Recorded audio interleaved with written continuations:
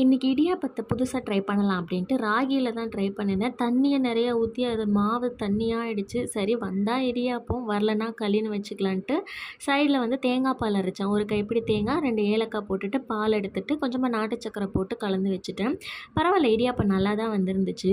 இதை முடிச்சுட்டு மதியானம் லஞ்சுக்கு வந்து ரைஸ் ஊற வச்சுட்டேன். கொண்டக்கடலை புலாவ் பண்ணலாம் அப்படின்னு பிளான் பண்ணியிருந்தேன். அதுக்கு வந்து 2 துண்டு பட்டை, கிராம்பு, ஏலக்காய், அன்னாசிப்பூ, கொஞ்சோண்டு சோம்பு இதெல்லாம் போட்டு நல்லா நைஸாக பவுட்ரு பண்ணி எடுத்து வச்சுக்கணும். அடுத்து குக்கரில் நெய்யும் எண்ணெயும் விட்டு தாளிச்சிட்டு வழக்கம் போல் வெங்காயம், தக்காளி, கொத்தமல்லி, இஞ்சி பூண்டு பேஸ்ட்டு எல்லாம் வதக்கிட்டு மிளகாத்தூள், நம்ம அரைச்சி வச்சுருக்க பவுட்ரு எல்லாம் போட்டுட்டு ஊற வச்சுருக்க கொண்டக்கடலையை 1 கப் போட்டுட்டு தண்ணி ஊற்றி கொஞ்சம் நேரம் வேக வச்சுட்டு அதுக்கப்புறமா நம்ம ரைஸு தண்ணி போட்டு கடைசியாக எலுமிச்சப்பழம் பிழிஞ்சு விட்டுட்டு குக்கர் மூடி போட்டு 2 விசில் விட்டு எடுத்தால் சூப்பராக நம்ம புலாவ் ரெடி ஆகிடும். இது பிரியாணி மாதிரி தான் இருக்கும், ஆனால் டேஸ்ட் வந்து உங்களுக்கு நல்லா இருக்கும். ட்ரை பண்ணி பாருங்கள். சைடிஷ்க்கு வந்து கொஞ்சமாக ஆனியன் பச்சடி, எக்கு வச்சு லஞ்ச்